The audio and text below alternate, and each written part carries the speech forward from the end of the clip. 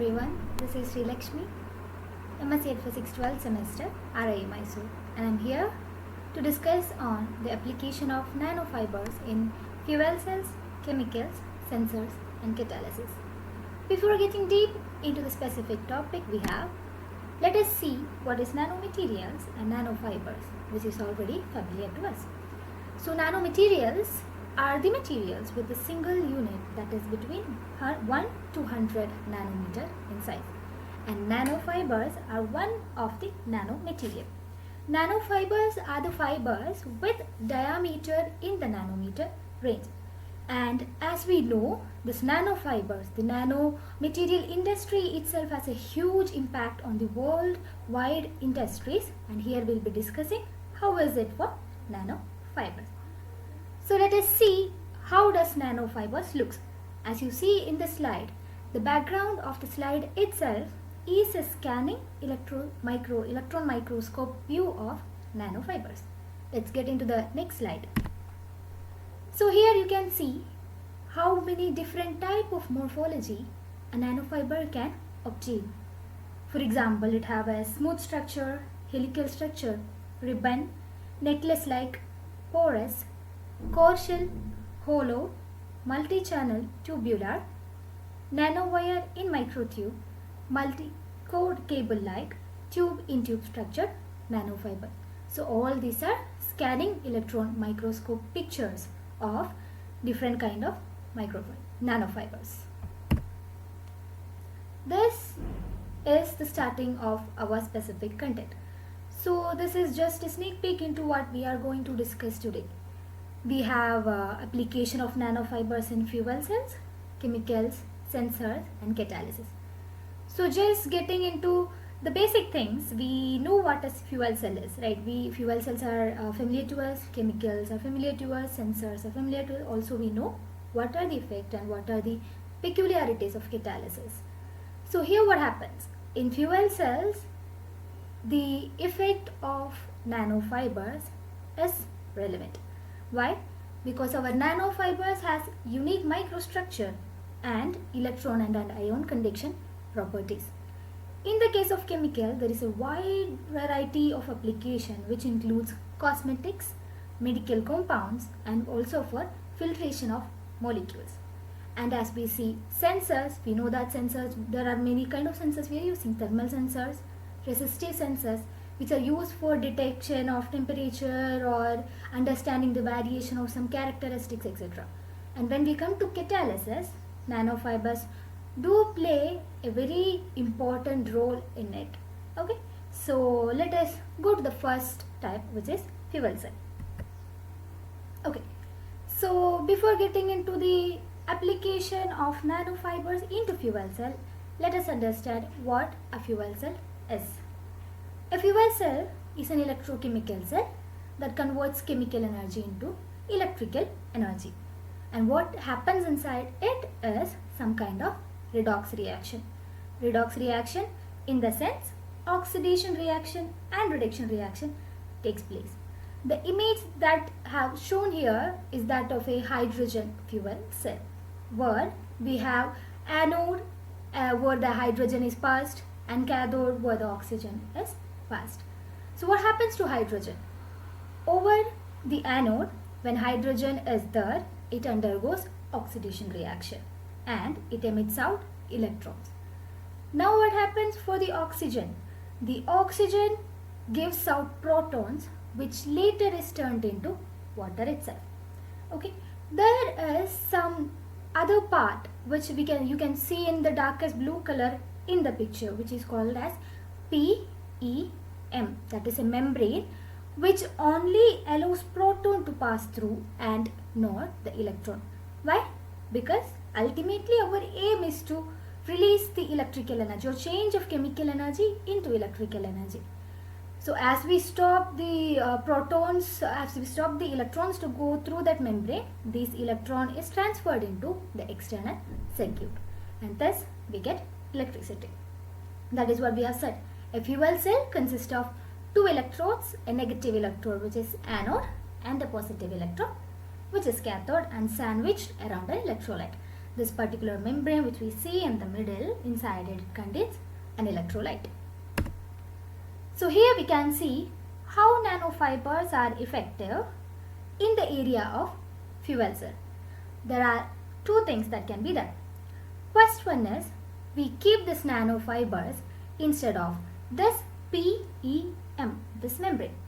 So as I have mentioned, we know how do nanofibers are made.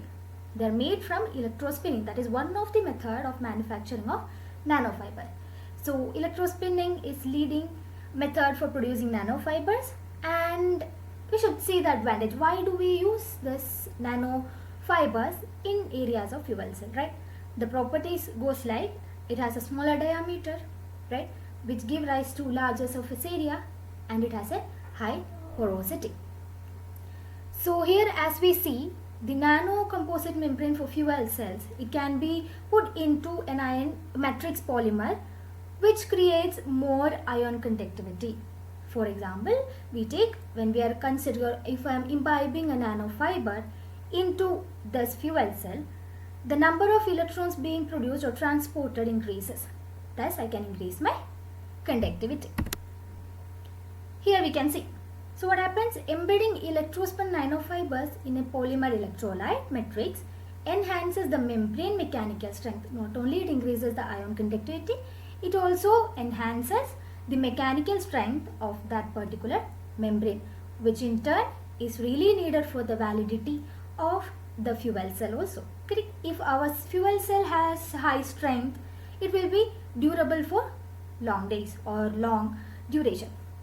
And nanofiber composite membrane enhance fuel cell performance by reducing fuel crossover also. So what is fuel crossover?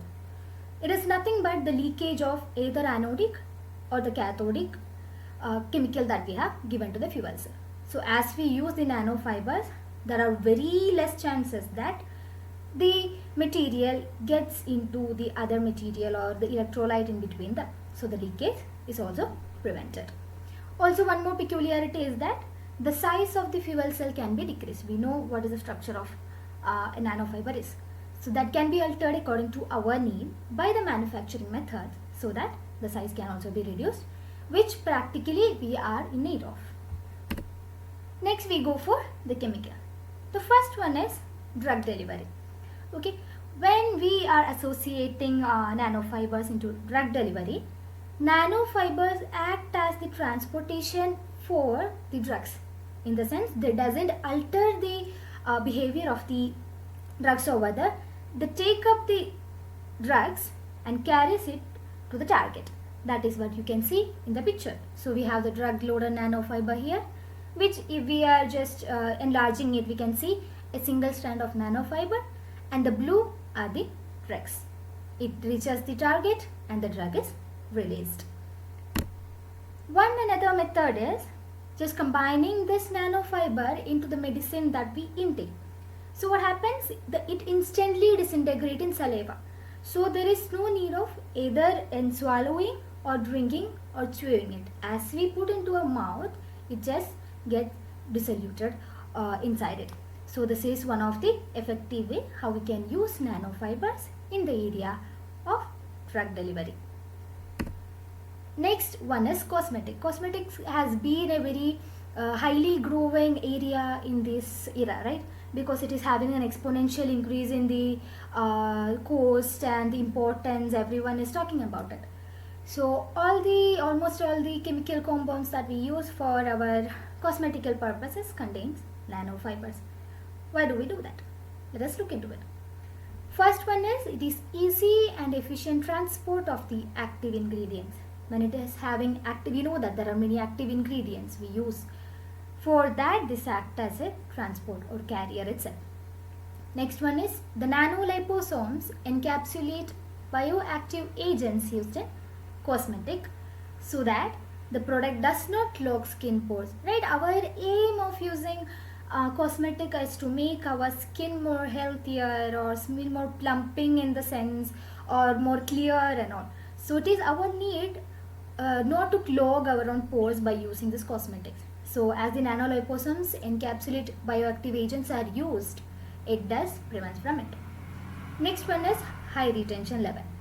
Whichever materials that we are using as cosmetics, we need higher level of retentivity on our skin, and this nanofiber does that work too because of their enhanced features. Why? They have small pore size and high porosity, right?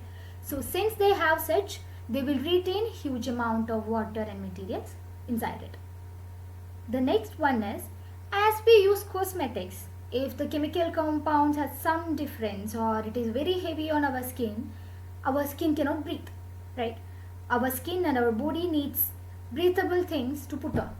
So that by using nanofibers, it makes it possible due to their oxygen and water permeability. So even if you use cosmetics which has nanofibers, you are safe to use it because it won't just clog your pores or it won't stop oxygen being transported into your cells. Next point is deep delivery.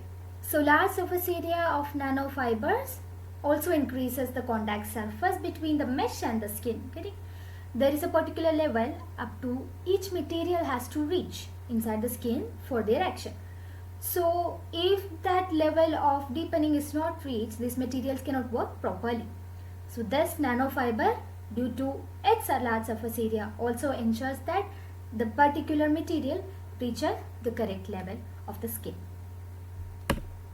Right? Next one is hemostasis. What is hemostasis? It is a biological term where it's a natural phenomena to be precise, which prevents the blood from flowing uncontrollably if some blood vessels are injured or cut or something. Like we know, if we have an injury, small injury, within few moments it just stops. So that process is hemostasis. So if we know we have been all children, right? We have seen children, we have fallen somewhere, we have had injuries and all. So usually we put some medicines over there or we use some band-aid, something like that. So now we have these materials infused with nanofibers for that. Okay, because carbon nanofibers accelerate clotting. Our need is to actually stop this overflow of blood. So it's accelerate clotting. And at the same time, we know that our blood injuries, anything happens, it needs oxygen to get repaired by itself. Since we are using carbon nanofibers, there is no worry in that. It has many pores inside it, correct? It is not as a wall closed. So what happens? Enough amount of air goes through it, enough amount of oxygen it gets, therefore it clothes gently and proper repairing will be happening over there. Now we are going for molecular filtration. This is one of the very important application of nanofibers. For example, I'll start from the example. Just take the mask, which has been popular during and after and even now, the corona era. Correct? So we have used N95 mask, the other mask. So whichever mask, medical mask you are using, we are using, or doctors are using, nurses are using, medical sector is entirely using, contains these nanofibers. As you see in the picture, it has a hydrophobic outer layer, inside a filter layer, and support layer and inner layer. So which one do you think basically contains the nanofibers? It's obviously the filter layer, right? Because of the very complicated structure of this nanofibers, it won't allow the particle of the dimension greater than the pore size to get through it. So our aim is the same. The viruses, the bacteria, the dust shouldn't enter that phase. So that is the picture we have seen here. So when we see what are the properties that give rise to this particular behavior, we see that the small pore size of nanofibers allows them to capture particles including bacteria, viruses and fine dust, improving indoor air quality. Next one is, their membranes can be employed in desalination process to remove salts and other impurities from seawater. Right? We do have access to drinking water now. Correct? So there is no much of the importance that we have seen in real. But in the countries or in the places where the normal drinking water, the pure drinking water scarcity faces, one of the method they adopt is desalination of seawater. We know that seawater contains a large amount of salts and other materials. So when you are taking the seawater, we need to save it. In a way, we need to save it. So what happens, since nanofibers pores have this capacity to just stop the materials of particular size to entering from it, in desalination process to remove the salts from the seawater, we use nanofibers. Next one is, we also use it for filtration of liquids including chemicals, oils and solvents. They help in separating particles and achieving high purity in final product. We know that different kind of sieves are available, right? Even in the filtration method or the filter that we use, we know that different kind of sieves are there. So what is the main advantage of using nanofiber in that industry is that the resultant or the output of this filtration will be highly pure, that which we actually desire. Next main application we are going for, sensors. So before getting into the speciality of nanofibers for using in that, let us discuss what sensors are for, right? We use sensors for a large variety of needs actually. For detection of anything, detection of temperature, detection of overspeed, detection of this, that, and also we use it for measurement also. Measurement of when we say the pressure levels of sea levels or higher altitude. I'm just taking the example of pressure detection. There is a wide variety of uses including in biology, in the sense medical, where we have to identify the pathogens or any cells, etc. Correct? So what happens? The sensor's compactness and sensitivity are improved by using nanofiber. Okay, we need high sensitive sensors, right? For example, if I have a temperature sensor at my home which can detect the temperature when it goes about a particular level, it should be highly sensitive, or else what happens, the danger usually happens and sensor won't have its value as it is. So now what happens, the design offers excellent mechanical properties, nanofibers. It has flexibility, right, and high porosity as we discussed. It has large surface area. Why do we have large surface area? Because of the smaller diameter too. And also the structure is not only confined only to one dimension or two dimension, any dimension, 1, 2, 3. 3 dimensions are possible in cases of nanofibers for precise. And high porosity provides utmost channels for transporting among nanofibers and speeding up the transportation mechanism and increasing the sensitivity. So instead of using a normal sensor which doesn't use nanofiber, if I use a sensor with nanofiber, if any threat is there, in case of sensor is of that use, I'll get it within very little time. At the same time, for measurements also, the precision also increases.